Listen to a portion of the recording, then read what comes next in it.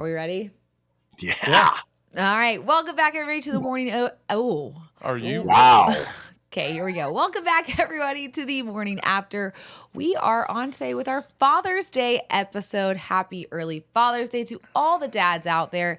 And I have 2 out of the 3 of my favorite fathers, and it is none other than Hank and number 9, Matthew. He's here. Hello. Happy to be here. Good to see you guys. Happy early Father's Day to you, Mr. Stafford. You too, Mr. Winchester. I feel like it's been a while since we've had you on. It has. It feels like it, at least. Yeah, it does feel like it. Well, we're so glad to have you back and to talk about none other than a holiday that really is every day for moms out there. Just kidding. I love you guys so much. First of all, Hank, any plans for this weekend? We have a jam-packed weekend, and it has nothing to do with celebrating me as a father, and that's quite all right. Oh, no. What is it? Emma's got birthday parties stacked up, final game of soccer, just all this kind of stuff. So no big deal. But I do have a Father's Day gift that I want and need. Oh, And okay. I think it's out of her budget, but I need to move away. Here, I'll show Matthew. Sometimes I use props. I'll show you, but just a second. So early prop this episode. I need to get away from, this is how I budget my time in my life. Yeah. I need an electronic calendar where like today, this podcast episode, it would be typed out on something I see there, then it's on my phone, rather than every morning I look at this. I need that for my life. I need to streamline it. I totally agree with you, considering you're writing your things down on a real calendar. But there's this thing on your iPhone called iCal, and it's an iPhone calendar that you can actually do that with. You know what I mean? Yeah. Right. Yeah. So when I come to LA in July, you can show me how that works. Super easy. I will get that done for you. I love this so much because Kiera sends us all these calendar invites for this show, and clearly you don't accept any of them. I don't see shit. If she doesn't text me, pen and paper. All right, pen and paper. Okay. Well, I'm glad to know that your Father's Day consists of your every weekend fathering. Matthew, any plans for you? Yeah, my dad's coming in town, which I'm excited about. He hasn't been out to LA in a while, I feel like, probably since the season. Yeah. So we are going to play in second time in a row. Last Father's Day, we did the same. We're going to play in a little golf tournament at a country club I'm a part of down here, which is a whole lot of fun, low stress. Just my dad and I walking, playing 18 holes of golf, getting to talk, and then I don't consider golf low stress. I just don't. I mean, it is for us. We have a good time. So just do that, and then just hang with him. That's about it. Okay. Well, how you playing golf these days? How am I playing? I'm playing okay. Yeah. Some days good, some days not so good. But I'm having a blast. It's fun. I'm getting to play a little bit more this offseason than I did in years past. So it's been a lot of fun to get out there. I will tell you, we'll have to, I know Kelly wants to already punch me because but I need to say something too. I'm a much better golfer than you remember. Oh, good. Because I was horrendous. In fact, you were, nice enough. We would go to, remember the old Carl's Golf Land there on Telegraph? Yeah. Matthew would take me there with a bucket of balls, and after about 10 minutes, it'd just be like, okay, you want to just go get some splashes? What we can do. But I just had a guys trip a couple weeks ago, and I actually performed respectably. That's all we can hope for. You don't have to go low. You just gotta be able to hang and know when it's time to pick your golf ball up and move to the next hole. There you go. Here's my question though. How many times have you played golf since you and Matthew have played? How many lessons have you had? I've had 0 lessons. But nice. I go out with people who are high caliber golfers and who are very patient with me. And a lot of it I've learned is 2 things for me. Trust me, Kelly, I'm getting off of it. Foot placement and needing to slow down.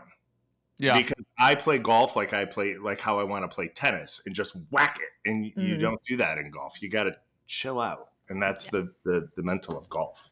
I honestly feel like you and I should play together because I feel like I have the same problem. I just want to, I want to swing as hard as I can and I want to get through it. We tried to play in Cabo and it was a complete fail on my end. I disagree. That's very sweet of you, but it was, just one of those things. All right. So off season, obviously, fill everyone in kind of your off season in general. Obviously we all know it's different than the season. I know what it is, but you've been getting to play more golf. Is there anything else this past it's nearing the end now. Yeah. But anything different that stood out to you about this off season compared to the last 17 you've had? That's been great. It's been a good off season. Like you said, I've definitely had just a little bit more time around you and the girls, which is amazing. Sean and I have kind of worked on a schedule that, works for everybody and has been amazing. I obviously give, a big thanks and a bunch of credit to him and working with him on that stuff. He's, such a conscientious guy as a coach and somebody who's a family man himself. So he understands what it's like to be away from him. And as my kids get older, or our kids get older, it's important for me to be around. So we've been able to work on something that's really, helped everybody. Been doing that, trying to stay as healthy as I can for an old man running around chasing these young guys around, throwing the ball around, having fun. But no, it's been good. It is close to over. Shoot, we're pretty much done with OTAs and a little bit of a mini camp left, and that's about it. Yeah, speaking of getting to spend more time with the girls, we recently hashed something that you had to experience at the Orthodontist with all 4 of our girls. I kind of told the story, but can you give it from your point of view? Because I feel like people need to hear it. You're talking about when they got their spacers? Uh-huh. Yeah, I mean, it was tough. It was a bold choice. When we got in there, I was like, all right, everybody bring your homework inside. We'll do some homework while we're waiting. Those math problems were just like tear wipers after a while. But it was, no, I don't know. It was a heck of an ordeal. They were all trying to figure out who wanted to go first. And then Chandler, bold, tough girl, hopped up there, said, I'll take one for the team. I'll go first. And when she had a tear or two after the first one went in, all hell broke loose. I was in a full sweat. The nurse had to leave once or twice just so I could try to corral the troops. But it was heavy tears. And then after they were all done, each individual one, it was no big deal. But a lot of fear in the doctor chair and the dentist chair at that point. It was tough. You forgot about one of our, well, first of all, setting the scene too, this is an open dentist office. So all the chairs, you're not in a room. So when kids are screaming and crying, everybody in the office is turning and watching and looking and whatnot. Yes. But your youngest, do you not even remember, I don't Tyler? remember what she did. I've tried to block it out of my memory. She had audible toots. Oh, yeah, that was tough. God, I had forgotten about that. Well, anyways, I wanted people to hear from your side because I tried to tell the story. And honestly, those were the rubber bands before the spacers. Yeah. So those actually hurt worse than, I went with the spacers and everything went great until I jammed the tool into Hunter's back of her throat. But other than that, it was great. So now, we're gonna ask some questions to both of you. We have some from the listeners. I have some for myself. Before though we do that, Jake's not around, is he? Mm-mm. Okay. Well, I'm gonna share a dad to daddy moment with Matthew sitting right next to me. That happened probably, I would say, a week and a half ago. And it has to do with our youngest. And if you guys listened to the podcast last week, you will know that Tyler has been really tough as of late. And not because she's a bad kid. It is just because she is happy and she talks a lot. Mm-hmm. So anyways, Matthew and I have, Matthew has more patience than I do, but we're kind of at the end of patience when it comes to her sometimes, and we're trying to do our best, but we slip up as parents just like everyone. And we were at our last soccer game, I believe. And this field we're on's not great. And there's legit potholes on this field. Tyler plays really hard and she hit a pothole pretty good. And went down and immediately was in tears. And, I'm sitting there kind of waiting for her to get up. I'm like, okay, come on, you got this. You realize she was actually hurt, ran over to her. And again, in my mind, I I would have thought you would have sat there with me and been like, you got this. But I think the sweetheart dad you are, that you always are, just came to light in front of all these people. You ran up to her, you grabbed her, you picked her up. She's bawling on your shoulder and you're just sitting there comforting her. Again, this might not seem a lot for people with one kid, but with 4 and with the last one, you're kind of like, you're fine. Yeah. But to see you take that extra step with her, because again, we both know she's just a little tougher right now. Yeah. And I immediately, as I do, and I try to capture sweet moments like this, I did pull out my phone real quick and started videoing, which I'm sure people were like, fuck this mom. Like, she's just videoing her kid crying. But it was just one of those moments, and I try to capture those for both of us, that I was like, damn, I married the best man. And you were super hot, like, as you picked her down. You know, your calves were out there, and you got the backwards hat on because you had to turn around to give her kisses. And let me tell you what, I mean, you looked great. It was a great moment. And that right there is my dad to daddy. Well, you turned into daddy real quick. I like that. Isn't that? I mean, again, it was just these moments you got to soak up. And with the child, that's the toughest at the moment. When you get the sweet times, you just got to kind of, you know, take it all in. It was a tough fall. We got to post some video of those calves. Oh my God, those calves. I'm telling you what, you know what? You told everyone that he fell in love with my ass. And you know, it was the calves for me. He was walking, I was like, damn, look at those calves. And luckily you wear a uniform where everyone gets to see him. So that's nice. There you go. All right. We're going to start with the questions. And Hank, if you feel like I sent some of them to Matthew earlier on so he could get a good little, I showed him 5 minutes before, so you're not that far behind. But I want to know one characteristic or personality trait of you, but each of you, that you hope to pass down to your daughters. Fire away, Hank. I hope, God, that helps.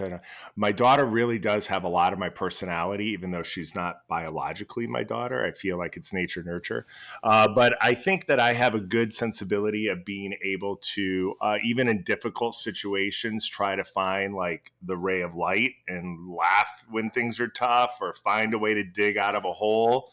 I hope she's resilient and that she can kind of, you know, find a way for herself that way. Life is tough, man. We all got to be a little bit hard, but I want her to be able to be able to navigate that on her own. So I hope she can do that. I love that. Yeah. All right. Yeah. For me, I would want them to, I mean, I hope that they are curious. I don't know if they get that from me, but I would want them to explore, right? Explore the world. There's a lot out there. A lot of times I feel like we can get kind of stuck in what's immediately right in front of us, or what's next, you know, right in front of us. But there's a whole world out there, a lot of different people, a lot of different things to be interested in. And I would hope that they have open minds when it comes to that, to be able to be interested in whatever they want to be interested in, never sit there and say, I'm just stuck in this life. I'm going to do this. I'm not going to explore. I'm not going to think about other things. I'm just going to think about what's right in front of me and live in a vacuum. So hopefully they're curious little girls, and they can get some of that from me. I know that my mom and dad tried to instill that in me, and hopefully I can, give that to them as well. Well, I think you certainly can. And honestly, you've changed my life in that way beyond what, I can even say. But that is something that you have shown over like time and time again. I mean, with everything this country went through, with COVID, and opened my eyes to things that I have been sheltered from, or just living in my bubble. And without you, I don't think I would have ever gotten out of the bubble. So I think you do what you did with me to your daughters, they're going to be totally fine and really worldly, I would think. Yeah, I hope so. I think there will be. It's an interesting thing. I mean, it's fun, when at the end of the year you get some of their stuff back, and they've done these, like, if I could have a superpower or whatever, and it's fun to be like, if I could visit anywhere, and our girls are like Paris and London and like things like that. That's fun for me to see them, not say, Disneyland or something like that. It's something Right. that's out there, that's big, that they don't even really know probably, what they don't know, but it's fun for them to think about exploring, and whether that's places or ideas or whatever. I just want them to always, have an open mind and be ready to learn. Yeah, I think if you would have asked me that question, I would have said to the beach in Florida. Like that would be my only. I mean, I couldn't even tell you if I knew what Paris was when I was in high school, maybe high school. I mean, and that's sad, but that's very true. Yeah. Just lived inside my bubble. All right, one characteristic that you hope they don't take from you. I'm very impatient. Yeah. I feel like that's every parent though. Well, sorry, never mind. I'm sitting next to a really patient one, but Worse. Worse. And great. And she doesn't have this, and the fact that she doesn't have it drives me fucking crazy. I'm very anal retentive. Like I need like order in certain things, and I'll go into her room and her shoes look like they just exploded. And I'm like, Emma, line your shoes up, and I'll line them up in the morning, and then I'll come back a day later, and they're just, and I'm like, she doesn't give a shit. Yeah. So that's gonna drive me crazy. So I hope she does not do that. Because do you feel like when kids are like, because we have 4 and they are very different when it comes to being like, okay, very organized or very just like anal retentive. Is that the right word? Sure. Yeah. Okay. It sounded weird. I guess anal just sounds weird. it's not a gay thing. Okay, anyways. So we have yes, clearly I get it. Yes, Hank, thank you. So we have 2 that are super organized and super like Which two? they just well, it's Chandler and Hunter. Okay. And then Tyler and Sawyer, like it looks like something exploded when they walk through the door. Do you think that actually changes when they get older? Like I think that's just like a personality trait. Mm-hmm. I don't know. I feel like it can change. I mean, I'm more like Sawyer and Tyler. And I feel like I naturally I'm more responsible because I'm just older and like putting things away, but I'm still like Okay with a little bit of clutter and like shit everywhere. But I don't know how I was as a kid. I know that I feel like I think back to like my high school room or my college dorm room, and I'm like, whoa, how was I living in that? Right. Yeah. And now I think about my closet or my office, and it's like pretty dialed in. Yeah. Yeah. So I don't know. I think a lot too. I think there's like a little bit of it can change. I mean, I'm sure they probably won't go from like not caring at all to only caring about that, but I think they can probably, toe the line one way or the other a little bit. I think it's very like apparent to me that because we have identical twins that are completely different in this aspect, that it is part of like personalities when they're young as to, if they are kind of clean or not. But hopefully, we can all raise kids that can clean up after themselves. But here we are. Trying. All right. Do you have one that you don't want? Yeah. I mean, it's kind of tough. I feel like why? Because you're just so perfect. No. I'm not trying to like. I'm not trying to say that. I'm just trying to think. And we have 4 daughters, so I'm trying to like think about that. But like, I mean, I think a strength of mine is being aware of the situation. But I do think that sometimes that's to a fault, and don't want to upset anybody by saying what I feel, how I feel in certain times when it probably needs to be said or acted upon or whatever.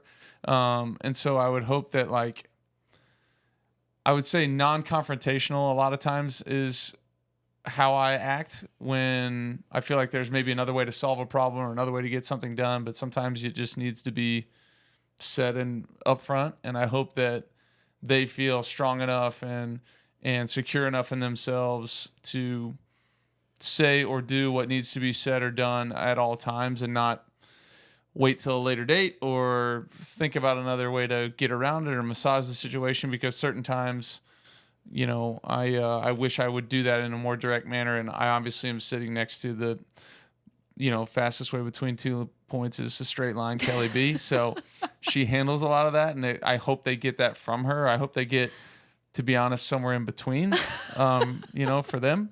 But I do think that's something for me that I wish, they don't in certain situations act like I would for sure. You both share this trait. You are both very high level competitive people. Mm-hmm. Do you hope that they, have that within them, or do you hope that they're just kind of like, they're kind of here, but not locked in where they have to win, and it's like that thing? I hope that they're competitive, and I think if we're going to talk about like competitiveness, like, I hope that they're in a healthy way, but really competitive with themselves. Yeah. I don't sit there, and I haven't I'm talking specifically for me in my career. Like, I don't sit there and think about, competing against this guy or that guy or this team or that team. Otherwise I'd have stopped getting up early and working out a long time ago and gotten tired of it, right? I'm competing with myself, and what can I get out of myself? What version of myself can I get? And some days better than others and all that. But I do hope they have intrinsic, competitiveness with themselves in a healthy way, right? We don't want to be unhealthy with it. But I do hope that they get some of that, because then I think you're inward focused in the fact that you're not worried about, what this person looked like or what that person drives or what kind of house they have. It's like, okay, how can I be competitive with myself to try and, better my situation or better the people's situations around me through being a better person myself. Mm-hmm. I mean, see, this is why I married him, because you asked that question. I'm like, hell yeah, they're gonna be competitive. Like we are winners in this family. But I always mean like a healthy way. But I don't think life without competition in a way of like, you want to get the best job or get the best spot on the team, you have to compete. You can't. I mean, and that's like my view, but his view is so much nicer and so much honestly true. That the way you better yourself is competing with yourself, not with the people around you. So, I mean, again, I love you, and you're so annoying when you say shit like that. But it's so right. Sorry. That's okay. Should I leave now? I love you. You're so annoying. I love you. This is real marriage. This is real. All right. And this is to both of you, but I think more to you. Okay. Do you ever think about, because I know our listeners want to know, the fact that you don't have a boy? No. Like when you see little boys running around, or you see fathers playing catch with their, like Trevor and Teddy playing catch on the beach, like, are you ever like, I know you don't want another child. Yeah. But does that ever like cross your mind? No, I don't think so. I can't think of a time. I have so many good, sweet moments with my girls, and I feel like being a parent is such for me, it's like the least outward facing thing I could do, right? Like when I'm with them, I am just like totally focused on them 100%, and I could care less about what somebody else is doing with their kid or what kind of cool trip they had. Like I could care less. Like my moments with them are like magic. And so it's like, no. Okay. Hank? Isn't it for you on some level too, where like if you had a son, like automatically, not from the both of you, but the world would be like, well, of course he's going to play football. I mean, I think like that was one of the main reasons, if not the main reason, that I didn't say didn't want, but I thought it would be, extra challenging if we did have a boy for that thought. And like, I've known what it's been like to have expectations since I was 15 years old or so, probably. And I thank my lucky stars that I didn't have that from 6 to 15. Like I was able to just be a kid who could throw a ball a little bit and was good at other sports and had fun and didn't have to worry about what my dad did, right? And whether or not I was ever going to live up to whatever somebody else thought I was going to have to live up to. And I didn't have that, until I was somewhat grown enough to kind of figure it out myself.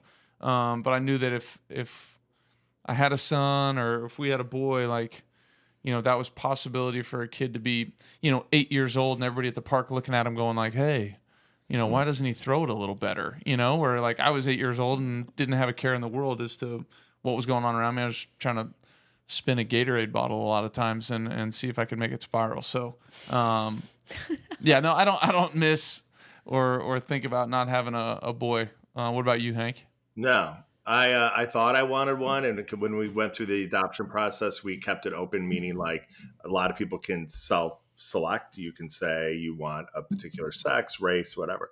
We kept it open. In my mind, I thought we were going to end up with a boy, but I'm so thankful I have a girl because she's sweet. And she says, I love you every day. And hopefully maybe 40 years from now, she'll be checking me into a nursing home where that boy is going to get married and have his own life and do his own thing. And, boys, they go away. They leave the nest. I need her. You need her. I'm actually so glad you brought that up. Do you guys ever think about the day that you'll be giving your girls away?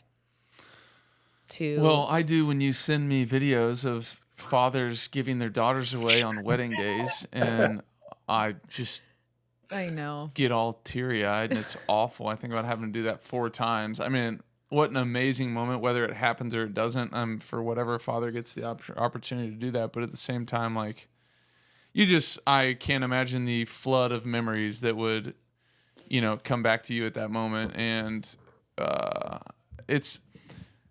you send me those videos or whatever, I see them, and you think about like how tough that would be, but at the same time, like how lucky they are to have that experience, right? Or like know what that's like to have a daughter to give away. Like I can't even imagine not having that. I know it's going to be tough, but it goes both ways for me. Where I'm like, oh God, what a killer. But at the same time, I'm also like, man, what a lucky guy to have been a part of that, girl's life for that long. And not just a part of that girl's life, the number one man in her life. Yeah. However many years before she gets married. Sure. Yeah.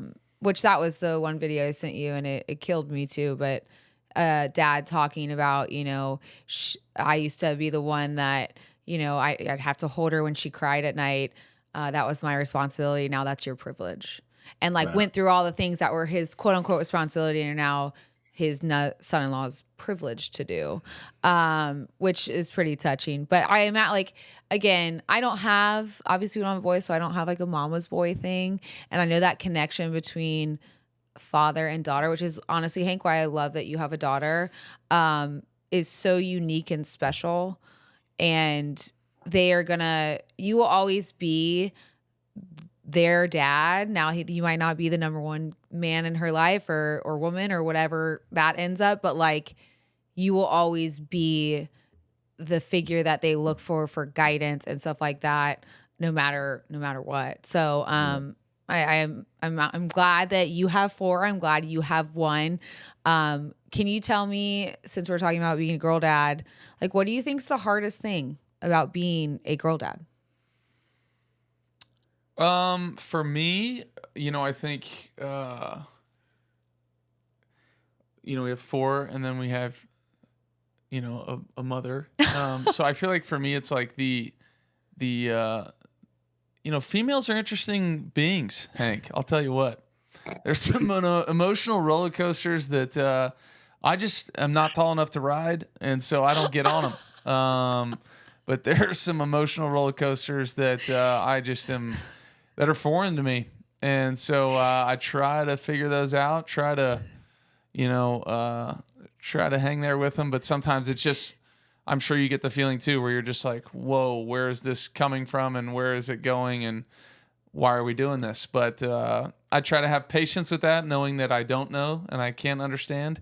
But oh my God, we're not even really to the heart part. I know, either which scares. Yeah, it scares the hell out of me. You're really not gonna get it in 10 years. Yeah, I'm not. But even right now, sometimes, right? Just 6 years. We're just on some emotional stuff.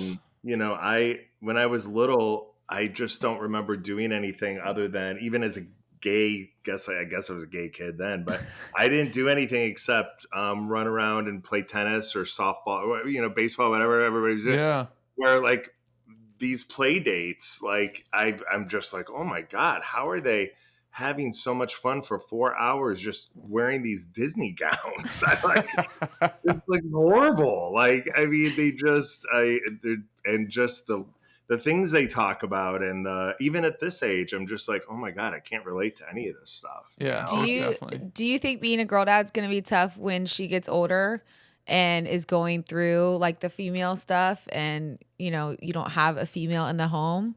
Like, do you think that's gonna be hard?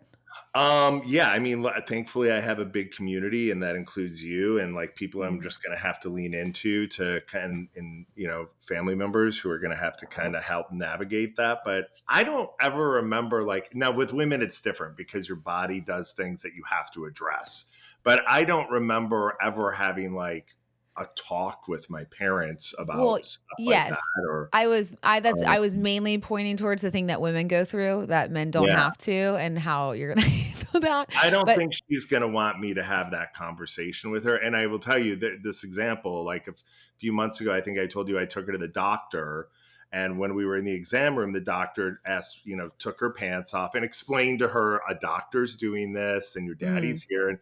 And my neighbor, who has a little girl, she told me that one night Emma was over there eating, and she was like, you guys, I was so embarrassed. My daddy was in the room, and they took my pants off. And she was like, I thought it was so sweet that she just wanted to be with, a few other girls to tell that story. And I'm Yeah. like, I don't even think about it. To me, it was so routine. I'm like, okay, we got to get out of here. yeah, Let's go. Take the yeah, pants off. Whatever. Okay, she looked yeah. good. All right, let's go. And then I didn't even stop to think, like, she was embarrassed that I was there. And that's at age 7. It's wild to me how quick they grow up, like how quick they start to realize things. I don't Yeah. know that. Um, you were discussing how, patience, which we all know you're a very patient parent, and dealing with 5 girls in the house. You came down the other morning, and it was I don't know where you were at the beginning, but normally like mornings, Matthew's really good because he's like more of a morning person. Not that I'm not, but like he's up, he's ready, he's happy. I got to get to that level. And you stopped, or like we were yelling at each other. I don't even know what we were yelling at. Me neither. And he was like, I mean, the way we are just talking to each other, like just like that. And I wanted to be like, screw you, dude. Like the way they're talking to me. And he was like, oh no, it's everybody.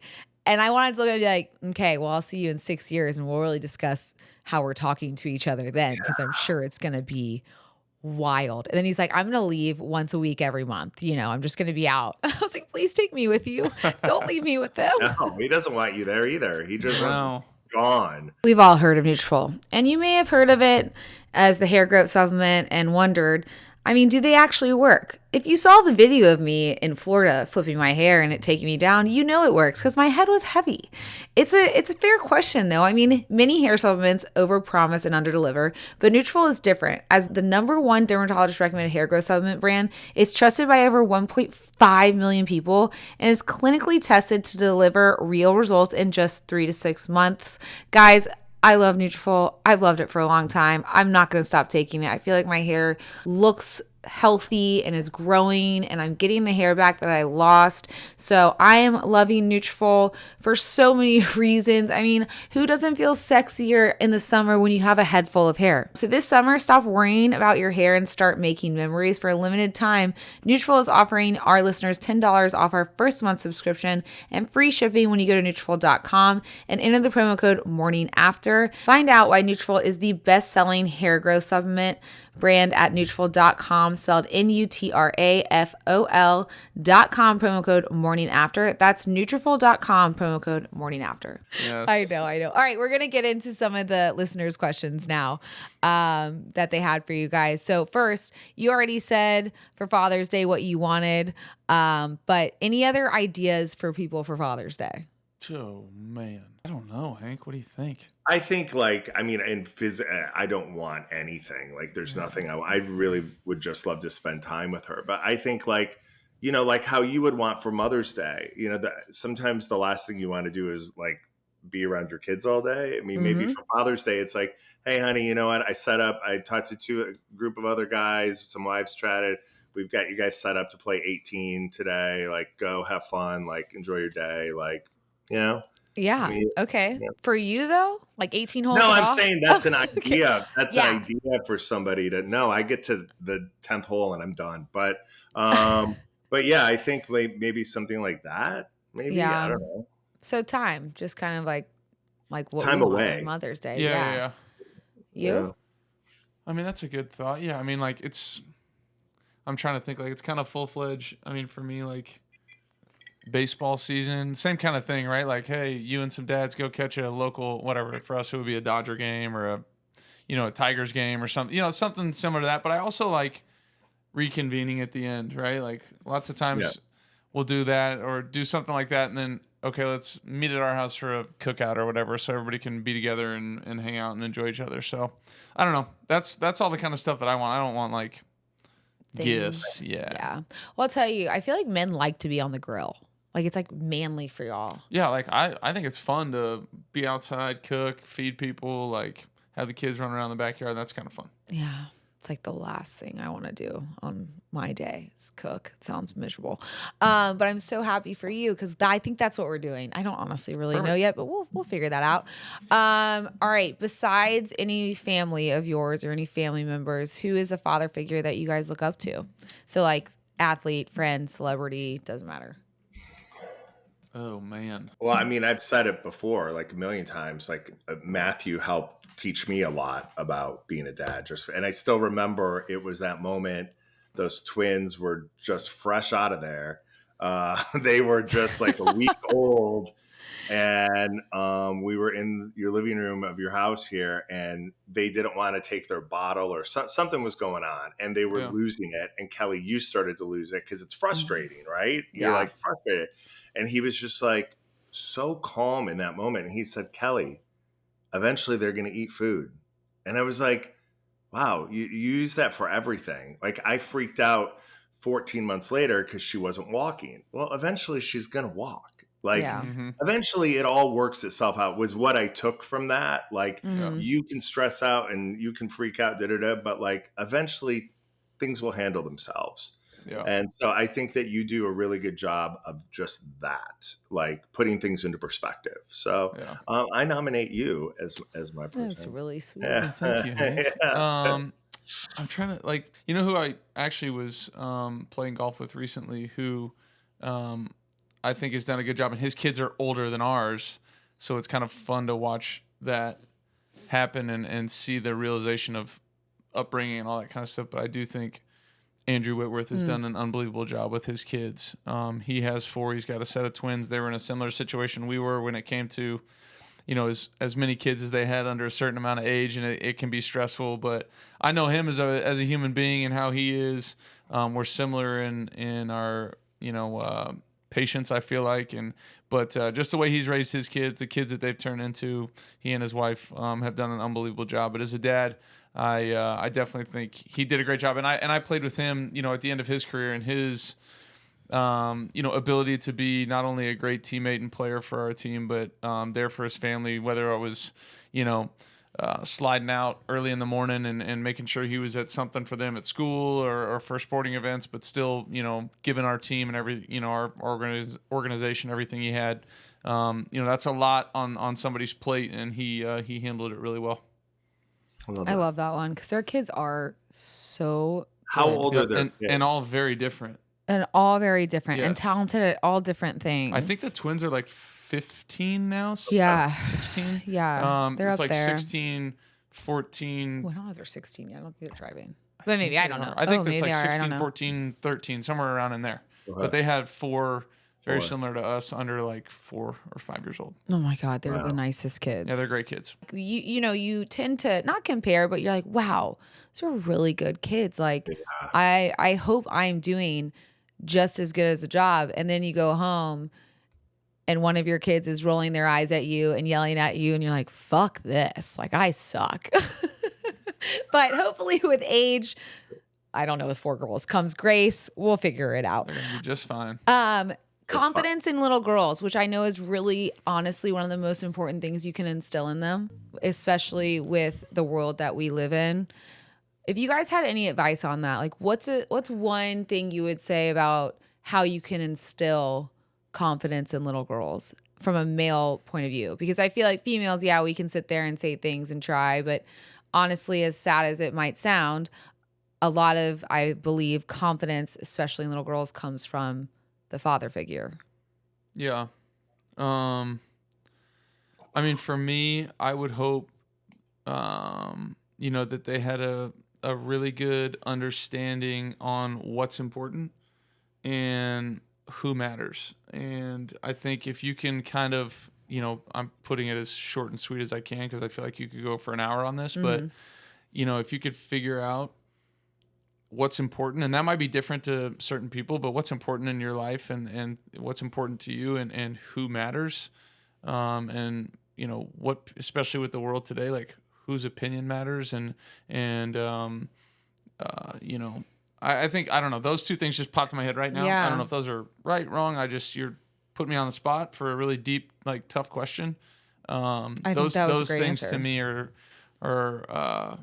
came to my head of if you can have a good grasp on both of those things, I feel like you would, be putting, one foot in the right direction at least. Yeah. I mean, I can tell you as a grown female, sometimes you lose sight of whose opinion matters. Yeah. So, I could like instilling that in them early on is, I think, really important. Yeah. Hank, you got anything, or is that too deep? Yeah, I mean, I hope I don't think it's gonna be gone. I hope social media kind of flames itself out within the next few years, but I really want her to focus on what's important and not on the superficial. Yeah. Which can be very, very difficult in the world that we live in. But there's, through her academics, through her faith, I hope she can, focus on things that are a little bit deeper rather than like, what's hot at Sephora. Yeah. So but I it's do tricky. think the way we speak to our children, and someone told me this and I can't remember who it was, is really important. Like when they, are going to church and they dress up and we say, "Wow, you look so beautiful." We should say, "You are so beautiful." Like, it's not like just right now you look beautiful. Like, you are beautiful. And I do think sometimes we lose sight, and it's just like the littlest things that we can change in our communication, especially for females, can really help them. I noticed that, and I was told that one time, and it really stuck with me. Because again, like when you tell me I look beautiful, I'm like, hell yeah, I look hot tonight. Let's go. And then the next day I might feel like shit. But when someone tells me, wow, you are beautiful, like I'm beautiful no matter what, no matter what I'm dressed in, no matter if I have makeup on or not. And I think that can go a long way, especially with little girls. Guys, just imagine this for summer. Imagine having your shopping cart filled for you and your meals for the week decided on. Literally sounds like a dream, right? It takes all the work out of having to plan and honestly puts it all on Hungry Root. And this is why I love Hungry Root. It is like a personal grocery shopper, but also chef, all tied into one. It helps you eat well and reach your diet or health goals, but you're also eating good stuff. What I love about it too is when I go to a grocery store, I impulse buy. I'm like, ooh, those look good. Those cookies look nice. We all know that we don't need any of that stuff. So we're spending more money when we don't need to. And we're also spending it probably on junk food. So this is another reason I love Hungry Root. It takes the grocery shopping out of it. It takes the planning out of it. It takes all the thinking process. We're already thinking too much about what activity we're going to next with our children. So why do we need to think about meals? So if you're like me and you want to take advantage of this, we have an exclusive offer. For a limited time, you can get 40% off your first box. Plus, you can get a free item in every box for life. Go to hungryroot.com/morningafter and use that code morningafter. That's hungryroot.com/morningafter, code morningafter to get 40% off your first box and a free item of your choice for life. hungryroot.com/morningafter, code morningafter. All right.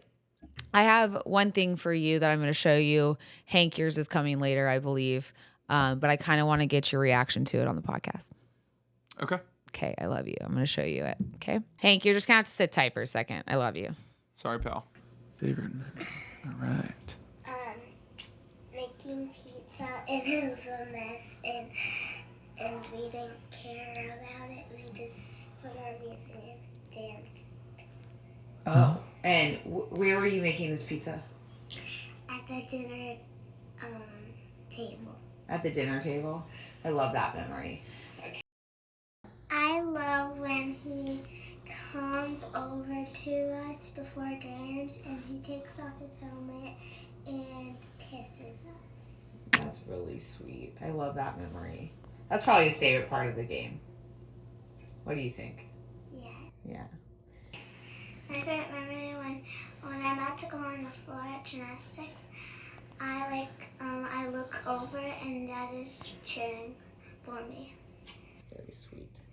I loved when we go in the ocean and we jump over waves, and I love when there's these big highways, and you make me and you help me jump over them. Tai, what's a personality trait or a characteristic that you want from your daddy? I want it to be funny. You want to be funny, just like him. She is? Silliness. I love when he doesn't quit just because he gets knocked down. I love that he gets back up and keeps on going again. You showed us this video this morning.